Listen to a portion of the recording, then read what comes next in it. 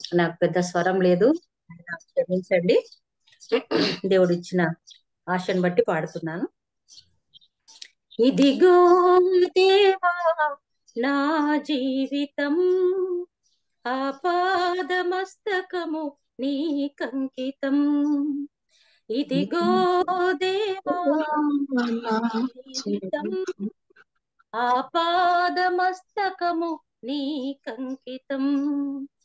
శరణం నీ శరణం, శరణం నీ శరణం.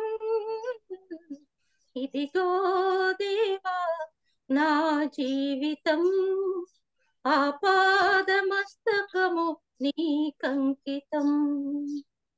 పలుమార్లు వైదొలగినాను నీవిచ్చిన నిబంధన నుండి, విలువైన నీ దివ్య పిలుపుకు తగినట్లు జీవించనైతే, అయినా నీ ప్రేమతో నన్ను నీ దరి చేర్చినావు. అందుకే గైకొనుము దేవా ఈ నా శేష జీవితం. అందుకే గైకొనుము దేవా ఈ నా శేష జీవితం. ఇదిగో దేవా నా జీవితం, ఆపాదమస్తకము నీకంకితం. ఇదిగో దేవా నా జీవితం, ఆపాదమస్తకము నీకంకితం. నీ పాదముల చెంత చేరి నీ చిత్తంబు నెరవేర్చనేపు, నీ హృదయ భారంబు నొసగి ప్రార్థించి పని చేయనివ్వు. ఆగిపోక సాగిపోవు ప్రియసుతునిగా పని చేయనిమ్ము. ప్రతి చోట నీ సాక్షిగా ప్రభువా నన్నుండనిమ్మయా.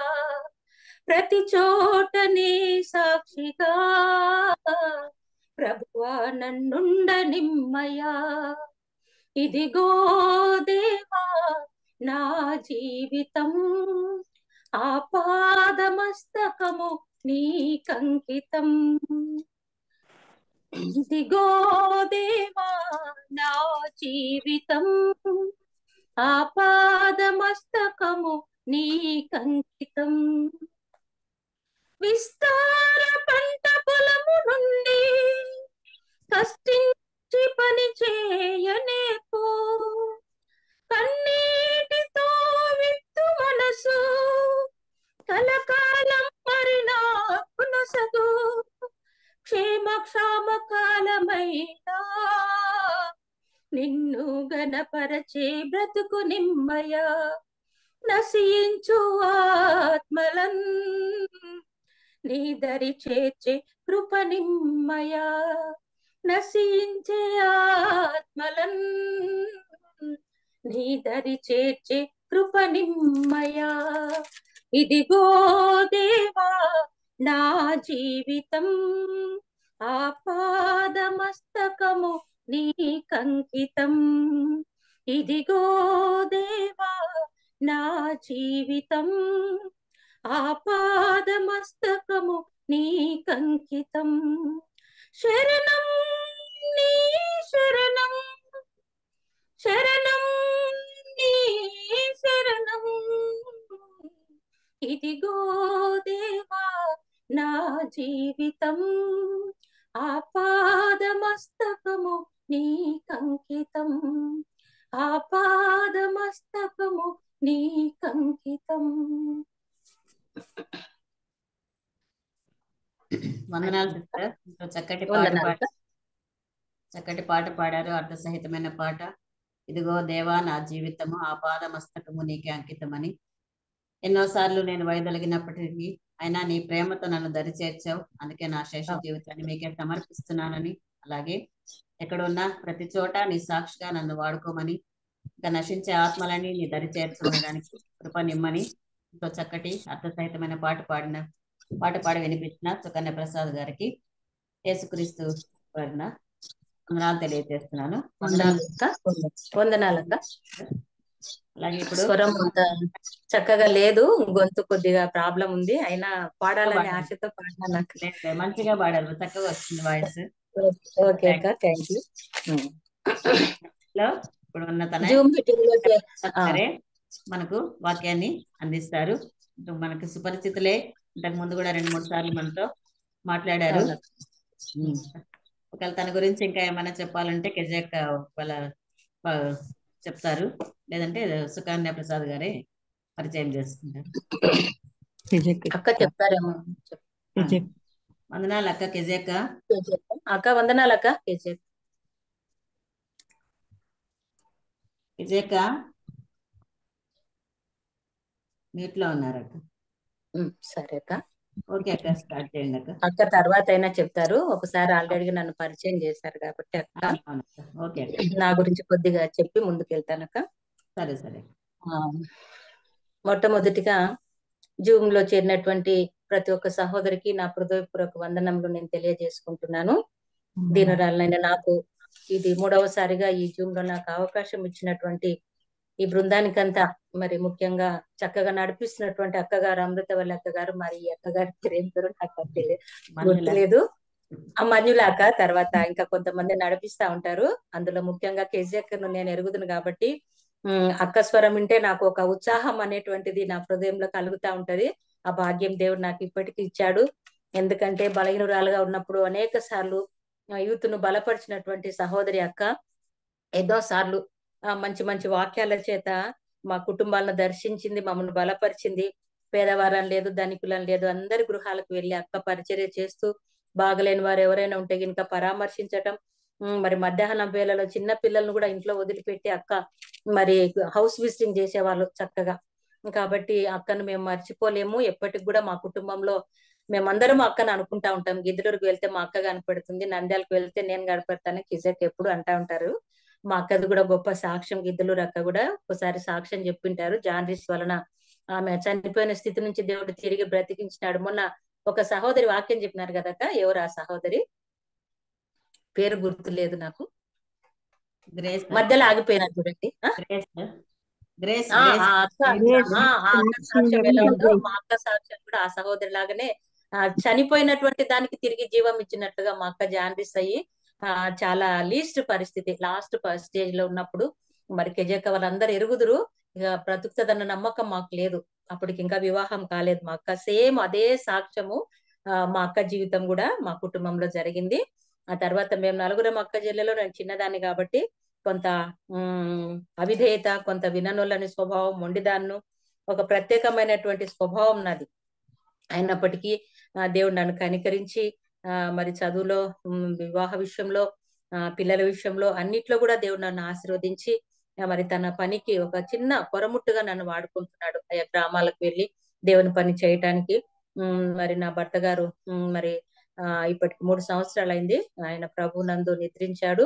కరోనా అట్ ది టైంలోనే ఆయనకు స్ట్రోక్ రావటం, సడన్ గా ఆయన ఇటువంటి సమయంలో మరణించడం నా జీవితానికి చాలా కొరత. ఆ తర్వాత నాకు సెటిల్మెంట్ మొత్తం, పిల్లలు మ్యారేజెస్ అన్ని అయిపోయినాయి కాబట్టి కొంతకాలం తర్వాత నేను కోలుకొని ప్రభు కొరకు బ్రతకాలని నేను తీర్మానం చేసుకొని ముందుకు సాగిపోతున్నాను. కాబట్టి ఇంకా నేను నా చిన్న వయసులోనే ప్రభు నమ్ముకున్నాను. ఆ తర్వాత కొన్ని కష్టాలు నా జీవితంలో, వివాహ సమయంలో కూడా కొంత అసమ్మతి నా అత్త మామ వారి గుండా, మా అన్న గుండా కొన్ని ఇబ్బందులు ఎదురైనప్పుడు ఆ విషయంలో కూడా దేవుడు నన్ను చక్కగా నడిపించాడు. మరి నేను ఇంటర్మీడియట్ చదువుకున్నప్పుడు ఒక ప్రార్థన చేసుకునేదాన్ని, చాలా పేద పరిస్థితిలో ఉన్నాం ప్రభువా, మరి నాకు ఒక గొప్ప ధనవంతుడైతే నేను చేసుకునే పరిస్థితి లేదు, కానీ ఒక దేవుని నమ్ముకున్న బిడ్డ అయితే ఆటో దొక్కేవాడైనా నాకు పర్వాలేదు ప్రభు అని నేను ఇంటర్మీడియట్ లో మా అన్న నాకు మ్యారేజ్ చేయాలని పరిస్థితులు ఉన్నప్పుడు నేను అలాగా ప్రార్థన చేసుకున్నప్పుడు ఎట్లయినా కానివ్వండి, ఎన్నో కష్ట పరిస్థితుల మీద ఒక చక్కటి భర్తను నాకు ఇచ్చాడు. ఆ భర్త కూడా వరప్రసాద్ అన్న వాక్యం చెప్పుకోవడం ద్వారా, ఎస్పీజీ బ్యాక్గ్రౌండ్, వరప్రసాద్ రెడ్డి అన్న వాక్యం చెప్పడాన్ని బట్టి ఆయన మందిరానికి రావడం, ప్రభుని నమ్ముకోవడం, ఆ విధంగా మా పరిచయం ఏర్పడడం, ఆ తర్వాత కొన్ని కష్ట సమయాలలో మా వివాహం జరగటం, ఆ తర్వాత అవన్నీ చెప్పాలంటే నాకు సమయం రాదు, నాకు దుఃఖం కూడా వస్తుంది. ఎందుకంటే నా భర్త లేని పరిస్థితి తలుచుకుంటా చాలా దుఃఖపడతా నేను. కాబట్టి ఒకసారి అక్క అడిగినప్పుడు కూడా నేను చెప్పాను, అక్క నేను ఇంకా కోలుకోలేదు, ఎవరితో నేను ఆ మరి మూగా లేకుండా ఉన్నాను, కొంచెం బాగా డిప్రెషన్ లో ఉన్నాను అక్క, నేను చెప్పలేనన్న. అప్పుడు కేజీ అక్క వాక్యం చెప్పమని ఫస్ట్ సారి అడిగారు. అప్పటి నుండి నేను వాక్యం కూడా వినేదాన్ని కాదు. నాకు మా అక్క రోజు పెట్టేది ఈ ఎస్తేర్ ప్రేయర్ వ్యారీ గ్రూప్ విను సుకన్య అని చెప్పి. నా బాధల్లో నేను ఉండేదాన్ని అనమాట. ఎప్పుడంటే అప్పుడు నిద్రపోవడం, ఎప్పుడంటే అప్పుడు లేయడం, ఎప్పుడంటే అప్పుడు తినడం, ఒక పద్ధతి లేదు, ఒక పాడు లేదు. ఎట్లా పడితే అట్లా నా జీవితం అంతా కూడా బాధతో దిగులుతో నేను దాదాపు సంవత్సరం దినప్పుడు నేను గడపడం జరిగింది.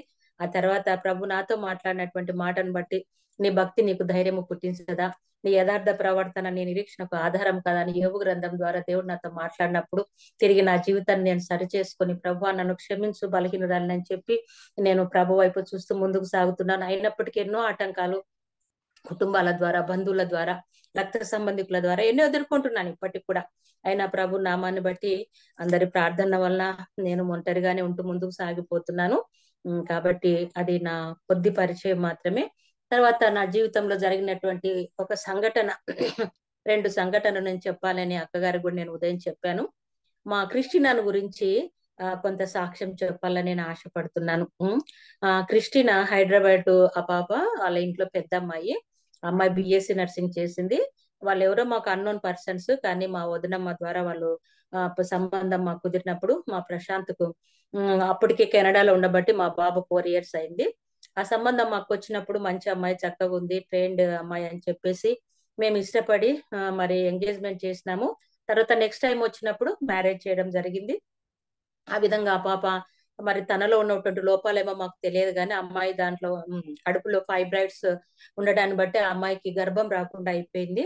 అయితే మరి మాకెంతో దిగులు అనమాట. మా ప్రశాంతతో పాటు వివాహమైన వాళ్ళకంతా పిల్లలు పుడుతున్నారు, మా బాబుకు పిల్లలు పుట్టడం లేదు, ఏం ప్రభా అని చెప్పి. మా బాబు కూడా చాలా సార్లు మాకు ఫోన్ చేసి చెప్పేవాడు, మమ్మీ ఎంత ఆస్తిపాస్తులు ఉంటే ఎందుకు మమ్మీ, పిల్లలు లేరు కదా నాకు అని చాలా బాధపడేవాడు. వాడు అట్లా అక్కడ నుంచి మాకు చెప్తుంటే మేము ఎంతో తల్లడిల్లిపోయే వాళ్ళం. ఎక్కడ ప్రభా శాపం, ఎక్కడ ప్రభా లోపం, ఏ ఏ విషయంలో మేము పొరపాటు చేశామని నేను నా భర్త ఇద్దరం కూడా ఇలాగైతే కాదు, ప్రశాంత్ టీనా కొరకు మనం 1 గంట ప్రార్థన కేటాయించుకోవాలని చెప్పి మరి అప్పుడు కరోనా టైం లేండి, అప్పుడు ఆయన కూడా రిటైర్డ్ అయినారు అదే ఇయర్ లోనే.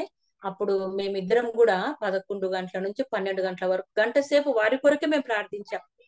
కరోనా మాసిపోవాలని చెప్పి వెళ్ళి తర్వాత మా టీనా గర్భవతి కావాలని చెప్పి 1 గంట సేపు మేము ప్రార్థించే వాళ్ళం. మా వ్యక్తిగత ప్రార్థనలు వేరైనా మా కేవలం నా కుమారుని కొరకు, నా కోడల కొరకు మరి ప్రార్థిస్తూ ఆ విధంగానే మేము దాదాపు ఆయన చనిపోయినారు. చనిపోయిన తర్వాత మా కోడలు నాకు ఫోన్ చేసి చెప్పింది, అత్తమ్మ నువ్వు దిగులు పడద్దు, మామయ్య చనిపోయినా కూడా తిరిగి మళ్ళీ నా కొడుకుగా నాకు మామయ్య నా జన్మ వస్తది, నీ దిగులు పడద్దు అని చెప్పినప్పుడు నాకు కొంత ఎందుకు ఈ పాప ఇట్లా మాట్లాడుతుంది, ప్రభా ఇది నిజమేనా, కనీసం అట్లనన్నా నన్ను సంతోషపరుస్తావా, నా భర్త చనిపోయిన బాధన్నా తీరుస్తావా తండ్రి అని చెప్పి నేను దేవుణ్ణి అడిగాను. ఆ తర్వాత కొద్ది రోజుల వరకు నేను ప్రార్థన చాలా తక్కువ, ఏదో నామకే వాస్తవంగా ప్రార్థన వాక్యము చదువుకోవడము, ఇంకా మళ్ళీ దిగులుగా కూర్చోవడం, ఏడ్చుకుంటా కూర్చోవడం, ఎవరితో మాట్లాడకుండా ఈ విధంగా నేను ఉన్నాను అనమాట.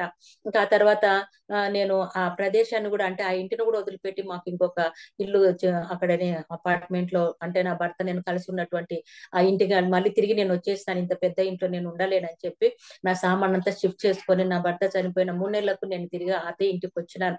వచ్చిన తర్వాత అక్కడ నేను ఒక తీర్మానం చేసుకున్నా, ప్రభా ఆనాడు నా భర్త నేను కలిసి ప్రార్థించాం, సగం ప్రార్థనలోనే నేను నిలిపేసిన, నా భర్తను తీసుకున్నా, ఆ ప్రార్థన నేను కొనసాగిస్తున్నా.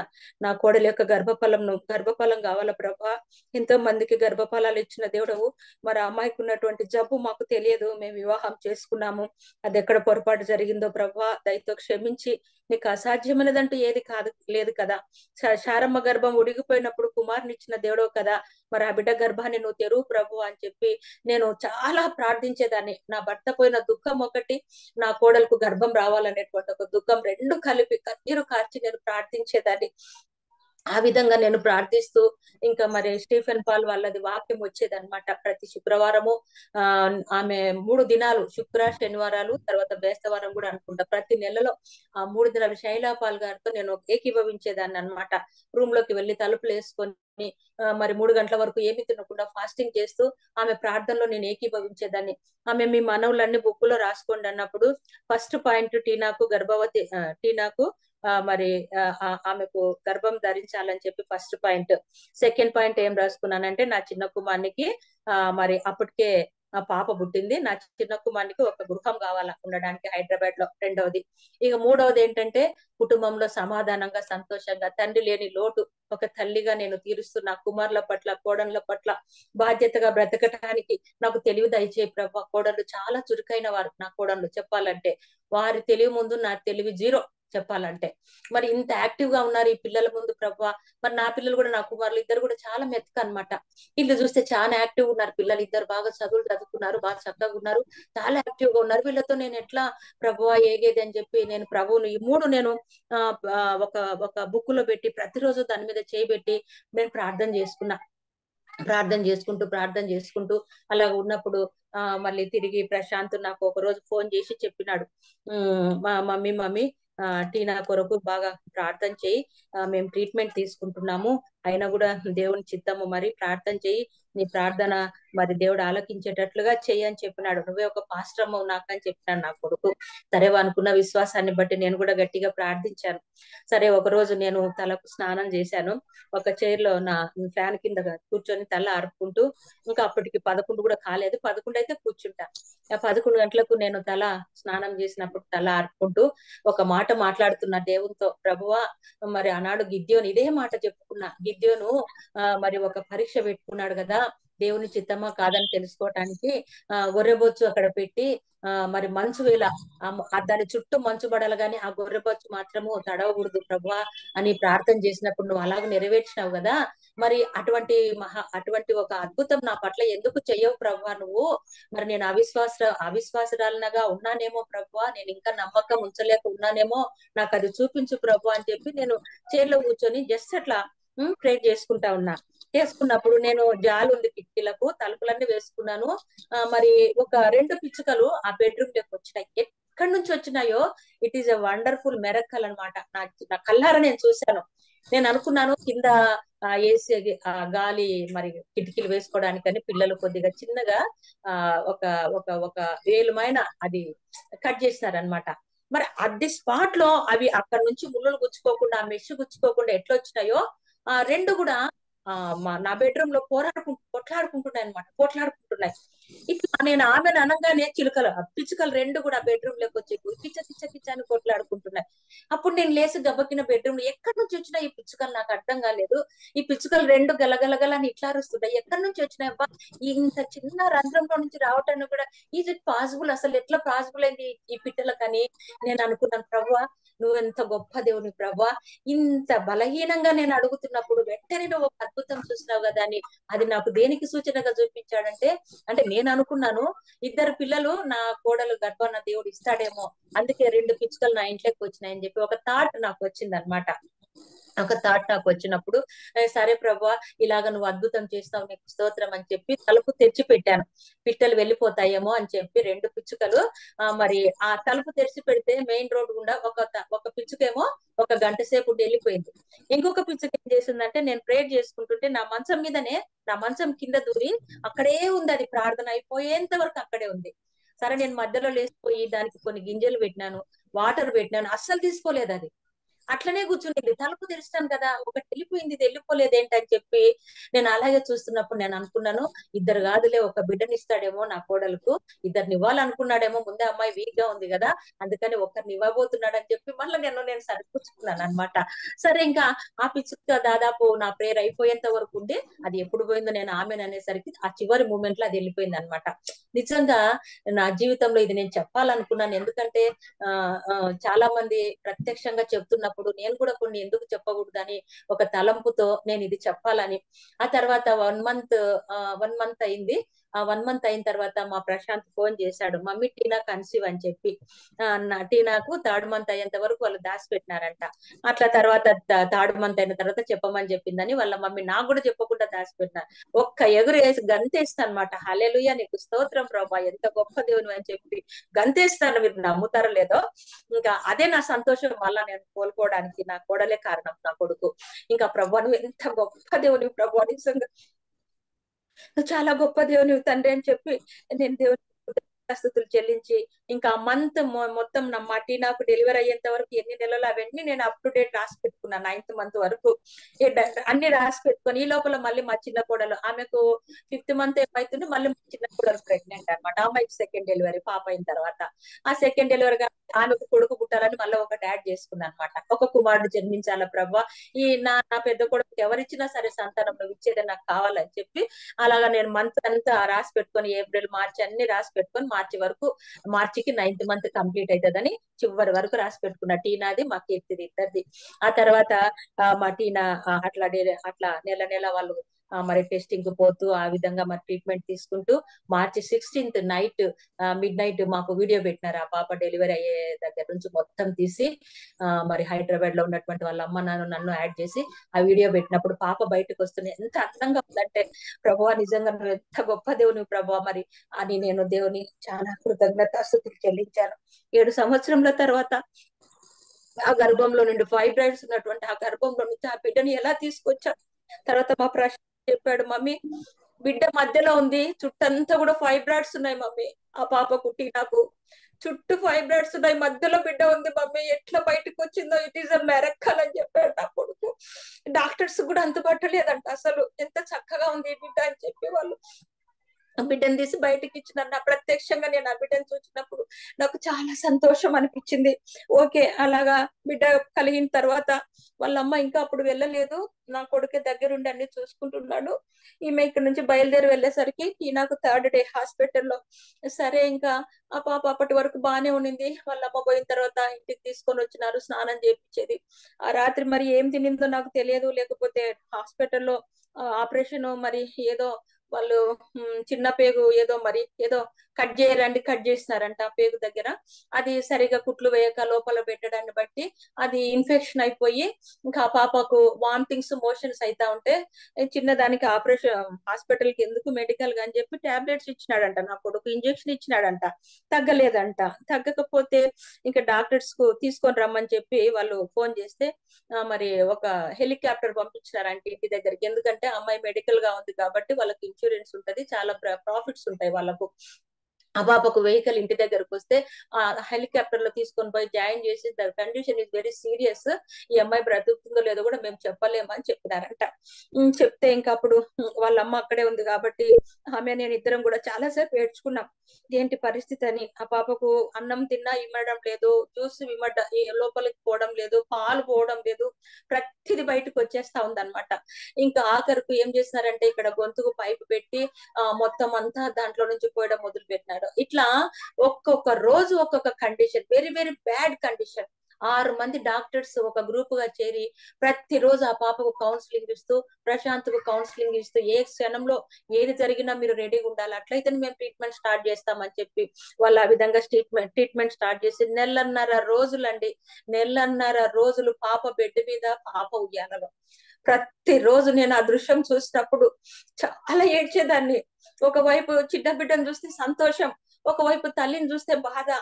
ఏంటి పరిస్థితి ప్రభువా అని చెప్పి నేను చాలా బాధపడి, నా కొడుకు అన్నాడు, మమ్మీ నాకు బిడ్డ పుట్టకున్నా మేమిద్దరం హ్యాపీగా ఉన్నాము, ఇప్పుడైతే నేను నరకం అనుభవిస్తున్నా, జాబ్కు వెళ్ళలేని పరిస్థితి, హాస్పిటల్లో ఈ పాప పరిస్థితి చూసుకుంటాను. ఎంత సేవ చేస్తాడంటే నా కొడుకు భార్యకు చాలా సేవ చేస్తాడు. ఎందుకంటే వాళ్ళమ్మ పాపతోనే సరిపోతది, వాళ్ళతో మాట్లాడడానికి ఇంగ్లీష్ స్టాఫ్ తో మాట్లాడడానికి. మా ప్రశాంత్ అన్ని చూసుకుంటూ 1.5 రోజులు జాబ్ సెలవు పెట్టి పాపను చూసుకుంటూ ఆమెకు కావాల్సినట్టు తెచ్చిస్తూ ఇట్లా నా బిడ్డ చాలా కష్టపడ్డాడు మా ప్రశాంత్. సరే, ఏదైతే నేను 1.5 రోజులు హాస్పిటల్లో ఉండిన తర్వాత అప్పటి కూడా డాక్టర్స్ హోప్ లేదు. ప్రతిరోజు ఒక రిమార్కు, అప్ అండ్ డౌన్స్ అంతా కూడా. బ్లడ్ లేదని ఒకసారి, హార్ట్ బీట్ ఉందని ఒకసారి, ఒక్కొక్కసారి ఇంకా తను కోమాలోకి వెళ్ళిపోవటం.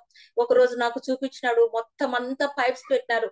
మన అక్క కేజీ శ్యామన్న వాళ్ళ పరిస్థితి ఎట్లా దాంట్లో పెట్టినారో గ్రూప్ లో, అంతా అదే పరిస్థితి మా టీనా కూడా. నాకు అప్పుడు గుర్తొచ్చింది, ప్రభువా ఎంత ఆపస్మారక స్థితిలో ఉన్నా కూడా నువ్వు బ్రతికిస్తానికి సామర్థ్యం కలిగిన దేవుడు కదా అని చెప్పి నాకు ఆ దృశ్యం వారం రోజులు నేను మర్చిపోలేకపోయినాను మా టీనాను. ఇంకా మా అత్తమ్మ అంటది కానీ రెండో మాట లేదు. నా కొడుకేమో ప్రార్థన చేయి, ఎక్కడ హాస్పిటల్ థియేటర్కి పోయినా ఎక్కడికి పోయినా మమ్మీ ప్రేయర్ చేయి, మమ్మీ ప్రేయర్ చేయని. ఎక్కడ ఫంక్షన్స్ జరిగినా మా బంధువులు అన్ని బంద్ చేసిన, ఎవరి దగ్గరికి వెళ్ళడం లేదు. ఆ తర్వాత మా మామ వాళ్ళ మనమనికి పేరు పెట్టిస్తా ఉంటే మనమనికి, సరే పోదాం రా సుకన్య అంటే సరేలే అని చెప్పి మా పిల్లలు ముందు పోయినారు, నేను మా ఆటోలో పోతున్నాం. ఒక 10 నిమిషాలు నేను ముందు పోయేసరికి నా కొడుకు ఫోన్ చేసినాడు ఏడ్చుకుంటా, మమ్మీ ఇక టీనా అయిపోయింది మమ్మీ, డాక్టర్స్ చేతులు ఎత్తేస్తున్నారు, ఆ పాప కోమలోకి వెళ్ళిపోయింది అని చెప్పినాడు అనమాట. చెప్పినప్పుడు నేను వెంటనే అక్కడంతా చెట్లున్నాయి, ఆ చెట్ల దగ్గరికి పోయి నేను తల మీద ముసుగేసుకొని ఆటో ఒక్క నిమిషం ఆపునైనా అని చెప్పి, నైనా నేను జేజు వాళ్ళ ఇంటికి పోతున్నాను, అక్కడికి పోయినాక నేను ప్రేయర్ చేస్తాను అని చెప్పి 2 నిమిషాలు ప్రేయర్ చేసి అక్కడే దారిలో నిలబడుకొని ప్రేయర్ చేసి తిరిగి నేను ఆటో ఎక్కిపోయి ఆ ఇంట్లోకి పోయి తలుపు వేసుకొని బయటికి రాలేదండి. గంట సేపు దాకా నేను ప్రేయర్ లోనే నేను గోజాడిన ప్రభును. ఆ తర్వాత ప్రశాంత్ మళ్ళీ కొంచెం నెమ్మదిగా, ఆ మమ్మీ బానే ఉంది, నువ్వు భయపడొద్దు, డాక్టర్స్ కొంచెం ధైర్యం చెప్పినారు. ఈ విధంగా 1.5 రోజులు అంటే ఎన్ని రోజులు అండి, ఈ 30 రోజులు ప్లస్ ఈ 15 రోజులు, 45 రోజులు నేను కూడా ఒక పేషెంట్ అయిపోయినా చెప్పాలంటే. నాకు షుగర్ ఉంది, ముందే అన్నం సరిగా తినక ఒక్కోసారి అన్కాన్షియస్ అయిపోతున్నాను, టాబ్లెట్స్ కూడా ఒక్కొక్కసారి వేసుకోలేని పరిస్థితి, నేనేమైపోతానని నా చిన్న కొడుకు బాధపడతా ఉన్నాడు. ఇటువంటి పరిస్థితుల మధ్య చాలా కొట్టుమిట్టాడుతున్నటువంటి పరిస్థితిలో ఆ తర్వాత ఇంకా వాళ్ళ అమ్మతో పాటు ఆ పాప 3 నెలలు పడిన తర్వాత ఆ పాపతో పాటు రావటం జరిగింది. ఆ ఎయిర్పోర్ట్ లో నేను చూస్తా ఉంటే మా టీనా ఎక్కడో నేను కనుక్కోలేకపోయినా, అసలు ఎక్కడుంది పాప, ముందే చాలా వీక్ గా ఉంది కదా, గాలికి ఎగిరిపోతే ఇట్లా ఫూ అంటే ఎగిరిపోతే ఎట్లుంటదో అట్లా ఉందనమాట మా టీనా. ఇంకా ఆ సమయంలో ఆ బిడ్డను ఎత్తుకొని వస్తుంటే నాకు ఎంత ఆనందమైందంటే, ప్రభువా మా టీనా సజీవంగా ఇక్కడికి వచ్చిందంటే బిడ్డను ఎత్తుకొని, అది కేవలం నీ కృప తండ్రి అని నేను ఆ బిడ్డను పట్టుకొని గట్టిగా ఏడ్చినాను. సరే అత్తమ్మ దిగులు పడొద్దని చెప్పి మేము ఇంటికి వెళ్ళి వాళ్ళని సాగనంపి తిరిగి మా చిన్న బాబు మేము ఇంటికి వెళ్ళిపోయినాం అనమాట. అప్పుడు మా ప్రశాంత్ రాలేదు. ఈ విధంగా 7 సంవత్సరాల తర్వాత ఆ పాపకు ఒక జబ్బు రావడం, తర్వాత ఆ పాపను ఇవ్వడం దేవుడు. ఈ యొక్క కాన్ఫరెన్స్ లో కూడా నేను చాలా సార్లు చెప్పినప్పుడు చాలా మంది ప్రార్థన చేసినారు. ఒకసారి నేను ఏడ్చుకుంటూ కేజీకి ఫోన్ చేశా 7:30 ఆ మధ్యలో. అక్క కూడా కన్నీరు గార్చి ప్రార్థన చేసింది, కానీ ఒక్క ప్రార్థనలో ఒక్క మాట చెప్పింది అక్క, మొన్న వాక్యం చెప్పింది కదా, దావీదు కుమారుడా నన్ను కరుణించుమని. అప్పుడు యేసు ఆగి అక్కడ బాగు చేసినట్లుగా కదా, ఆ మాట ఆ ప్రార్థన చేసినప్పుడు అక్క పెట్టేసినారు, కానీ నేను చాలా సేపు అదే మాట మీద ప్రేర్ చేసుకున్నా, ప్రభువా నువ్వు ఆగిపోటీ నా దగ్గర గొప్ప అద్భుతం చేయనైనా నిజంగా. తర్వాత నేను అక్కని ఎప్పుడు బాధ పెట్టలేదు, చేయలేదు. ఎవరైనా నా పరిస్థితి వింటే వాళ్ళు ఏడుస్తారు అనమాట, అట్లా తయారైపోయింది అనమాట. సరే ఆ తర్వాత బాగా అయిపోయింది టీనా. ఇప్పుడు చక్కగా మన ఫస్ట్ బర్త్డే కూడా జరుపుకున్నారు, వచ్చినారు, ఒక నెలకు వెళ్ళిపోయినారు. నేను కూడా వెళ్ళవలసిన పరిస్థితి కానీ వెళ్ళలేదు. ఒక టికెట్ క్యాన్సిల్ చేశారు, అక్కడ చలి ఎక్కువ ఉందని, అనారోగ్యంతో ఉంటే నేను చూసుకోవడం కష్టం మొత్తం నన్ను వదిలిపెట్టి వెళ్ళిపోయినారు. కాబట్టి ఈ ఇన్సిడెంట్ నేను చెప్పడానికి ఇంత సమయం పట్టింది కాబట్టి మరి ఇంకొకసారి సమయం ఉన్నప్పుడు ఇంకొక ఇన్సిడెంట్ నా భర్తను గురించినటువంటి సాక్ష్యం నేను పంచుకుంటాను. అది కూడా గొప్ప సాక్ష్యమే. నేను ఎందుకంటే తట్టుకోలేను అనమాట దుఃఖాన్ని ఆయన తలుచుకుంటే, అందుకని మళ్ళీ ఇంకొకసారి చెప్తాను. సరే మంచిది, ఎక్కువ సమయం తీసుకున్నానేమో క్షమించండి. ఇది సాక్ష్యంగా మాత్రమే నేను చెప్పాను. లూకా సువార్త దేవుని పరిశుద్ధ గ్రంథంలో నుండి లూకా సువార్త. ప్రార్థించినటువంటి ప్రతి ఒక్కరికి నేను మరొకసారి వందనాలు చెప్తుంటున్నాను. తల్లి పాలు లేకపోయినా బిడ్డ చాలా చక్కగా జరుగుతా ఉంది తల్లి ఒడిలో. కాబట్టి వారిద్దరు ఉద్యోగాలకు వెళ్తున్నారు. అందును బట్టి ప్రార్థించిన ప్రతి ఒక్కరికి, అక్కకు కేజీ అక్కకు మీరు కృతజ్ఞతలు నేను తెలుపుకుంటున్నాను. లూకా సువార్త 7వ అధ్యాయం 36వ వచనం. లూకా సువార్త 7వ అధ్యాయము 36వ వచనం నుంచి కొన్ని వచనాలు చదువుతాను. పరిసయ్యులలో ఒకడు తనతో కూడా భోజనము చేయవలనని ఆయనను అడిగాను. ఆయన ఆ పరిసయ్యుని ఇంటికి వెళ్లి భోజన పంక్తిని కూర్చుండగా ఆ ఊరిలో ఉన్న పాపాత్మురాలైన ఒక స్త్రీ యేసు పరిసయ్యుని ఇంట భోజనమునకు కూర్చున్నాడని తెలుసుకొని ఒక బుడ్డిలో అత్తరు తీసుకొని వచ్చి వెనుక తట్టు ఆయన పాదముల యొద్ద నిలువబడి ఏడ్చుచు కన్నీళ్లతో ఆయన పాదములను తడిపి తన తల వెంట్రుకలతో తుడిచి తన పాదములను ముద్దు పెట్టుకొని ఆ అత్తరు వాటికి పూసెను. అయినను పరిసయుడు పిలిచిన పరిసయుడు అది చూచి ఈయన ప్రవక్త అయిన ఎడల తన్ను ముట్టుకొనిన ఈ స్త్రీ ఎవతయో ఎటువంటిదో ఎరిగి ఉండును, ఇది పాపాత్మురాలు అని తనలో తాను అనుకున్నాను. చిన్న మాట వాక్యం కొరకు ప్రార్థన చేస్తా. మహాపరిశుద్ధుడా, ప్రేమగల తండ్రి, మీకు స్తోత్రములు చెల్లిస్తుంటున్నాను. లోకంలో ఉన్నాం, బలహీనులము, భక్తిహీనులము, అపాత్రులము, ఎన్నిక లేని వారం. అయినప్పటికీ గొప్ప కార్యాలు చేస్తూ మమ్మల్ని బలపరుస్తూ వస్తున్నారు. నా జీవితంలో జరిగే సంఘటనలు అనేక మంది జీవితంలో చేస్తూ వస్తున్నారు. ఎంత గొప్ప అద్భుతకరుడు ప్రభువా, నీకు స్తోత్రములు నైనా. ఇదిగో ప్రభువా, బిడ్డలందరి ముందు వాక్యం చెప్పడానికి నాకు యోగ్యత లేదు ప్రభువా. నీ ఆత్మతో నన్ను నింపి నిలబెట్టుకోనమని ప్రార్థన చేస్తున్నాం తండ్రి. ప్రభువా, నా తండ్రి, ఎంతో మంది అనుభవజ్ఞులు ఉన్నారు ప్రభువా. మరి తండ్రి, చక్కగా వివరించడానికి చాలంత జ్ఞానము పరలోకం నుంచి నాకు అనుగ్రహించి నన్ను బలపరచమని ప్రార్థన చేస్తున్నాం. బలహీనమైనటువంటి శరీరం, బలహీనమైనటువంటి ఘటం ప్రభువా, తండ్రి నైనా, ఈ బలహీన ఘటాన్ని బలమైన ఘటంగా మార్చమని ప్రార్థన చేస్తూ ప్రభువా, సమయంను సద్వినియోగం చేసుకొని సమయానికి ముగించడానికి కృప చూపించమని ప్రార్థన చేస్తూ చేరి వచ్చిన బిడ్డలందరిని బట్టి మీకు స్తోత్రాలు చెల్లిస్తున్నాను ప్రభువా. మరి నాయన తండ్రి, మరి కేజేక గారిని కూడా మీరు దీవించి, అన్నగారిని మీరు దీవించి ప్రభా, ఇక్కడ ఉన్నటువంటి నడిపించేటువంటి సిస్టర్స్ కూడా మీరు దీవించి ప్రభువా, వారికి కూడా తండ్రి ఇంకను మంచి ఆరోగ్యము ప్రభువా మీరు అనుగ్రహించమని సన్నిధిలో నీ బిడ్డలు ఇంకను ముందుకు ఎదుగుటకు ప్రభువా మీరు సహాయం చేయని ప్రేరేరు గ్రూప్ ను బట్టి మీకు వేలాది స్తోత్రాలు. అనేక మంది బిడ్డలు ఆదరించబడుతున్నారు ప్రభువా. అందుకొరకే నీ కృతజ్ఞతాస్తుతులు చెల్లిస్తూ యేసు ప్రభువు నామంలో ఈ ప్రార్థన అంగీకరించమని బ్రతిమలాడి అడిగి వేడుకుంటున్నాను తండ్రి. ఆమేన్. ప్రభు నందు ప్రియమైనటువంటి సహోదరుల, చదువుకున్నటువంటి వాక్య భాగము మనం చూస్తుంటున్నాము. యేసు ప్రభు భోజనంకు ఒక ఆయన ఆహ్వానించినాడు. ఆయన ఎవరో కాదు, ఒక పరిసయుడు అని మనం చూస్తుంటున్నాం. ఈ పరిసయులు సాధారణంగా వీళ్ళు గొప్పలు కోరుకుంటారు. మరి అందరిని విమర్శించటానికి వాళ్ళు ముందుగా ఉంటారన్నమాట. అటువంటి పరిసయులు మరి యేసు ప్రభువును ఒకడు ఆయనను ఆహ్వానించినట్లుగా మనము చూస్తా ఉంటున్నాం. ఎప్పుడైతే యేసు ప్రభు పరిసయుని ఇంటికి వెళ్ళాడో, భోజన పంక్తిని కూర్చుండి ఉండగా ఆ ఊరిలో ఉన్నటువంటి ఒక స్త్రీ వచ్చినట్లుగా మనము చూస్తా ఉంటున్నాము. ఈ ఊరిలో ఉన్నటువంటి ఆ యొక్క స్త్రీకి పేరేం పెట్టారు?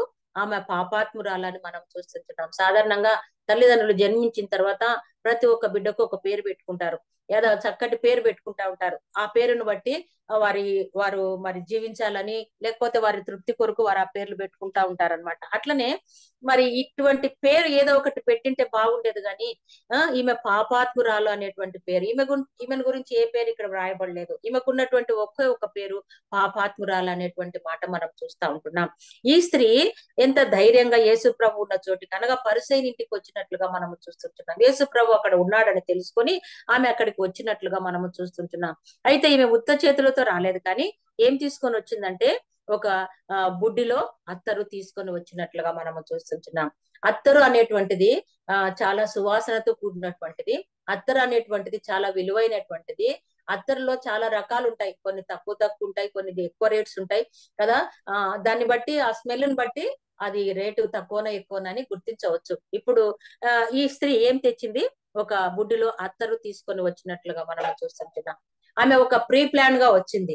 ఎందుకు యేసు ప్రభు దగ్గరికి వచ్చింది ఆమె అంటే, ఈ రోజుతో నాకు ఒక మంచి జీవితం ఆయన ఇస్తాడు. నేను వింటున్నాను ఎంతో మందిని ఆయన బాగు చేస్తున్నాడని, ఎన్నో రోగాలు బాగైపోతున్నాడని, మరి పాపులను ఆయన రక్షిస్తాడని చెప్పి, నేను కూడా ఒక పాపినే కదా, ఆయన దగ్గరికి వస్తే నేను రక్షించబడతాను, లేకపోతే ఈయన దగ్గరికి వస్తే నాకు ఏదో ఒక మేలు జరుగుతుందని ఒక కాన్ఫిడెంట్ తోనే ఆమె యేసు ప్రభు దగ్గరికి వచ్చినట్లుగా మనము చూస్తా ఉంటున్నాం. నేను అనుకుంటాను ఆమె ఎంత ధైర్యంగా వచ్చింది. ముందే పరిసయ్యులు మరి ఇటువంటి వాళ్ళను, తెలిసినటువంటి వాళ్ళను వాళ్ళు అలౌ చెయ్యరు, కానీ ధైర్యంగా ఆమె వచ్చింది. యేసు ప్రభు మీద నమ్మకంతో ఆమె వచ్చింది. యేసు ప్రభును చూడాలని వచ్చింది. యేసు ప్రభుకు అత్తరు పుయ్యాలని వచ్చింది. ఒక ప్రీ ప్లాన్ గా ఆమె అత్తరు గుడ్డు తీసుకొని వచ్చినట్లుగా మనము చూస్తా ఉంటున్నాం. ఇక ముందు వెనక ఏమి గమనించలేదు ఆమె. వెళ్ళడం ఎక్కడికి వెళ్ళిందంటే యేసు ప్రభు పాదముల దగ్గరికి వెళ్ళినట్లుగా చూస్తా ఉంటున్నాం. యేసు ప్రభు పాదముల యొద్ద ఆమె ఎక్కడ నిలబడుకున్నదంటే వెనక తట్టు నిలబడుకున్నట్లుగా మనం చూస్తాం. సాధారణంగా మనం ఎవరినైనా రిసీవ్ చేసుకున్నప్పుడు, మన బంధువులు గాని ఎవరైనా వస్తున్నప్పుడు ఎదురుగా వెళ్ళి వాళ్ళని ఇచ్చేసి వాళ్ళని హక్ చేసుకొని వాళ్ళని ఇంట్లోకి ఆహ్వానించుకోవడం ప్రియమైనటువంటి వాళ్ళైతే ఇలాగా మనం ఫేస్ టు ఫేస్ చేస్తాం. కానీ ఈ స్త్రీ వెనక తట్టు పాదముల యొద్ద నిలబడుకున్నట్లుగా మనం కారణం ఏంటంటే ఆమె భయం, వణుకుచూ వచ్చింది. ఆమె ఇంత పరిశుద్ధిని నేను ఎలాగా ఫేస్ చేయాలా, నా జీవితమే ఇలా ఉంది కదా, నేను పాపముతో నేను స్త్రీ, నాకు అందరికీ తెలిసిపోతా ఉంది కదా, ఇటువంటి నేను పరిశుద్ధుని ఎదుటకి ఏ విధంగా నేను రాగలనని తనలో తాను మరి బాధపడుకుంటూ వెనుక తట్టు నిలబడుకున్నట్లుగా మనము చూస్తుంటున్నాం. మొట్టమొదట ఆమె యేసు ప్రభు పాదంలో యొద్ద నిలబడినట్లుగా మనము చూస్తున్నాం. ఆమె యేసు ప్రభు పాదంలో యొద్ద నిలబడడానికి ఒక కారణం ఉంది. అతను ఏం చేయాలా, యేసు ప్రభు పాదాలకు ఆమె పుయ్యాలని చెప్పి ఆ బుడ్డి తీసుకొని వచ్చినట్లుగా మనము చూస్తా ఉంటున్నాం. చూడండి 38వ వచనము, వెనుక తట్టు ఆయన పాదంలో యొద్ద నిలవబడి ఏడ్చుచు కన్నీళ్లతో ఆయన పాదములను తడిపి. మొట్టమొదట పాదంలో యొద్ద నిలవబడింది వెనక తట్టు, ఆ తర్వాత ఏడ్చుచు కన్నీళ్లతో ఆయన పాదములను తడిపింది. మామూలుగా బంధువులు వస్తే ఒక చెంబు నీళ్ళు ఇస్తాం కాళ్ళు కడుక్కోమ్మ అని చెప్పి, కానీ ఈమె కన్నీళ్లతో యేసు ప్రభు పాదాలు కడిగిందంటే ఎంత కన్నీరు గార్చిందో చూడండి. ఆమె హృదయంలో ఎంత భారం ఉన్నదో, ఆమె హృదయంలో ఎంత మంది హేళన చేసినటువంటి అవన్నీ కూడా ఆమె హృదయంలో పెట్టుకొని వచ్చిందో. ఇక ఈ భారమంతా తీసి పారవేయాలా నేను, అందుకే నేను ప్రభు దగ్గరికి వెళ్తానని చెప్పి ఆమె వచ్చింది. కాబట్టి నిండినటువంటి హృదయంలో భారం ఉంది, హృదయంలో వేదన ఉంది. ఆ వేదనతో ఆమె ప్రభు పాదం మీద ఎంత కన్నీరు కార్చిందో చూడండి. నేను అనుకుంటాను, మరి పాదాలు తడిసినాయంటే ఒక చెంబు అన్న పట్టింటాయి, అంతగా ఆమె కన్నీరు కార్చిందేమో. ఒకవేళ ఆమెలో ఉన్నటువంటి భారాన్ని బట్టి ఆమె కన్నీరు కార్చినట్లుగా మనం కన్నీటితో యేసు ప్రభు పాదములను ఆమె తడిపినట్లుగా మనము చూస్తా ఉంటున్నాం. ఆ తర్వాత ఏం చేసింది, 3వ మాటగా మనం చూస్తాము, తల వెంట్రుకలతో తుడిచి ఆయన పాదములను ముద్దు పెట్టుకొని. పాదములు తప్ప ఇంకేం పట్టుకోలేదు ఆమె. యేసు ప్రభు పాదంలో యొద్ద నిలవబడి, యేసు ప్రభు పాదంలో యొద్ద కూర్చుండి, యేసు ప్రభు పాదంలో యొద్ద కన్నీరు కార్చి, యేసు ప్రభు పాదములను కన్నీటితో కడిగను అనేటువంటి మాట మనం చూస్తాం. తుడుచుట వేరు, కడుగుట వేరు. ఎంత కన్నీరు కారిస్తే యేసు ప్రభు పాదాలు తడిచిండని చెప్పండి. ప్రియమైనటువంటి దేవుని బిడలారా, ఆ యొక్క జీవితము ఒక ప్రత్యేకమైన జీవితంగా ఆమెను మనము చూస్తా ఉంటున్నాం. ఒక ప్రత్యేకమైన పద్ధతిలో ఆమె యేసు ప్రభు దగ్గరికి వచ్చినట్లుగా మనము చూస్తా ఉంటున్నాం. సరే చూడండి, ఈ పరిసయ్యులు చూసి ఏమంటున్నారు, 39వ వచనం, ఈయన ప్రవక్త అయిన ఎడల తన్ను ముట్టుకున్న ఈ స్త్రీ ఎవతయో ఎటువంటిదో ఎరిగి ఉండును. ఈయన నిజంగా ప్రవక్త కదా. ప్రవక్త అంటే మరి దేవుడు తెలిపేటువంటి విషయాలన్నీ హృదయంలో తెలుసుకొని ఉంటాడు కదా. అందును బట్టి ఈ స్త్రీ కూడా ఎటువంటిదో ఈ ప్రవక్తకు తెలియ, ఆమె ఎవతో ఎటువంటిదో, ఆమె ఎవతి ఎటువంటిది, ఆమె పాపాత్మురాలని వీళ్ళకి తెలుసు. తెలిసే ప్రేమిస్తున్నాడా, దగ్గరికి రాణిస్తున్నాడా, ఎందుకు ఈమెను ఇంతగా ప్రేమిస్తున్నాడు, వాళ్ళకేం అట్లా పరిసయ్యులకు. అందుకనే ఏం జరిగిందంటే, ఎవతే ఎటువంటిది అనేటువంటి మాట, ఇది పాపాత్మురాలని వాళ్ళు ఆమెను గురించి సనుగుతున్నట్లుగా మనం చూస్తున్నాం. వీళ్ళు సనిగే మాటలు, గొనిగే మాటలు ఇవన్నీ యేసు ప్రభుకు కాబట్టలే. ఈమె ఎవతి అందంగా ఉందా, అందవిహీనంగా ఉందా, లేకపోతే 6 అడుగులు ఎత్తుందా, లేకపోతే ఒక పట్టు చీర కట్టిందా, లేకపోతే ఒక బంగారు నగలో నన్ ఆఫ్ దట్. ప్రభువుకు అది ఏది అవసరం లేదు. కానీ కేవలము ఆ యొక్క పాపాత్మురాలని యేసు ప్రభు ప్రేమించినట్లుగా మనము చూస్తా ఉంటున్నాం. ఆమెను మరి ఏం చేసినాడు చూడండి, ఏం చేసినాడు, ఇది పాపాత్మురాలు. అందుకు యేసు, సీమోను నీతో ఒక మాట చెప్పవలనని బోధకుడు చెప్పమని. అప్పుడు యేసు, ఇదంతా వద్దులేండి, 44వ వచనం చదువుతాను. ఆ స్త్రీ వైపు తిరిగి సీమోనుతో ఇట్లా, నేను ఈ స్త్రీని చూచుచున్నావే, నేను ఈ ఇంటిలోనికి రాగా నీవు నా పాదములకు నీళ్ళు ఇవ్వలేదు, కానీ ఈమె తన కన్నీళ్లతో నా పాదములను తడిపి తల వెంట్రుకలతో తుడిచాను. యేసు ప్రభువు ఆమెను గురించి సాక్ష్యం చెప్తున్నాడు. వీళ్ళు ఎంతసేపు ఉన్నా ఆమె బాహ్య రూపాన్ని చూస్తా ఉన్నారు, ఆమె యొక్క ముఖ రూపాన్ని చూస్తా ఉన్నారు, ఆమె శరీర తత్వాన్ని చూస్తున్నారు. కానీ యేసు ప్రభు అయితే ఏం చూశాడంటే అవేమీ చూడలేదు. ఆమె ఎవరు, ఎక్కడ, ఏమి ఆమెను గురించి వివరాలు అవసరం లేదు. యేసు ప్రభుకు ఆమెను గురించిన సాక్ష్యం ఇస్తుంటున్నాడు. అయ్యా, నేను ఇంట్లోకి వచ్చాను, కానీ మీరు చెయ్యనటువంటి పనులు ఈమె చేస్తా ఉంది. ఇంట్లోకి వచ్చినప్పటి నుంచి ఏం చేస్తా ఉందంటమ్మా, పాదములు ముద్దు పెట్టుకుంటా ఉంది, కన్నీరు గారుస్తా ఉంది, నా కాళ్ళను తుడుస్తా ఉంది, కడుగుతా ఉంది అని చెప్పి యేసు ప్రభు ఆమెను గురించి మంచి సాక్ష్యము చెప్పినట్లుగా మనం చూస్తున్నాం. ఇక్కడ నేను మాట్లాడబోయేటువంటి అంశం ఏమంటే, యేసు క్రీస్తు పాదముల యొద్ద కూర్చుండటం ద్వారా ఆ స్త్రీ పొందుకున్నటువంటి కొన్ని మంచి జీవితాన్ని ఆమె పొందుకొని వెళ్ళిందని మనము గమనించవలసినటువంటి వారమైంటున్నాం. యేసు ప్రభు పాదముల యొద్ద కూర్చుండుట అనగా మరి చూస్తాం చూడండి, లూకాసు వార్తలోనే తెలుసా మీకు అందరికి ఆ భాగము. ఇక్కడ 10వ అధ్యాయం అర్థమైపోయి ఉంటది. చాలా యాక్టివ్ గా ఉంటారు అందరూ. అక్క తేజక క్వశ్చన్స్ అడుగుతారు, టకటక చెప్పేస్తుంటారు కదా. మీకు ఈ భాగం అర్థమైపోయి ఉంటది. 10వ అధ్యాయంలో 38వ వచనం మనం చూస్తున్నప్పుడు ఇక్కడ మనకి ఇద్దరు స్త్రీలు కనబడతా ఉంటున్నారు. ఎవరమ్మా వాళ్ళు? మార్తా, మరియా. ఇద్దరు కూడా మరి ఒకే తల్లి పిల్లలు. వీరి సహోదరుడు లాజరు. ఈ కుటుంబాన్ని యేసు ప్రభు ఎంతగానో ప్రేమించాడని మనం చూస్తున్నాం. బేతనియ గ్రామానికి వెళ్ళినప్పుడల్లా కూడా వాళ్ళ ఇంట్లో బస చేసేటువంటి వాడు. వాళ్ళు పేదవారే, కానీ యేసు ప్రభువుకు వారి మీద ఎంతో ప్రేమ, ఆ కుటుంబం మీద. అది మనము తర్వాత బైబిల్ గ్రంథంలోనే మనం ఎరుగుదుము. మరియాను ఒక సహోదరి, ఈమె యేసు పాదముల యొద్ద కూర్చుండి, 39వ వచనం, యేసు ప్రభు పాదముల యొద్ద కూర్చుండి ఆయన బోధ వినుచుండెను అనే పాటను పక్కకు పెడతాం. మరియమ్మను మనం చూసుకున్నట్లయితే ఈమె యేసు ప్రభు పాదముల యొద్ద కూర్చుండడం మాత్రమే కాదు, ఆయన బోధ వినుచుండనని. మనం కూడా యేసు ప్రభు యొక్క మాటలు వినటానికి మనం చేరి వచ్చాం. చెప్పేది నేనే, నా పేరే, కానీ కేవలము ఆయన పాదముల యొద్దకు మనం అందరం ఆయన మాటలు వినడానికి మనం చేరి వస్తున్నాం. ప్రతిరోజు 4 గంటల నుండి 5:30 గంటల వరకు ఆయన పాదముల యొద్దకు మనం చేరి వస్తున్నాం. ఆయన పాద సన్నిధికి మనం చేరి వస్తున్నాం. ఏ వాక్యం ద్వారా ప్రభువును మనం నింపుతాడో, ఏ వాక్యం ద్వారా ప్రభు మనల్ని ఆదరిస్తాడో, ఏ సాక్ష్యం ద్వారా మనల్ని ఆకర్షించుకుంటాడో ఆ ప్రభువుకే తెలియదు. అలాగ ప్రతిరోజు మనం ఆయన సన్నిధికి రావటం ద్వారా మనం ఏం పొందుకుంటున్నామో మన జీవితంలో మనం ఎరుగుదు. నెమ్మది, శాంతి, సంతోషము, సమాధానం కదా.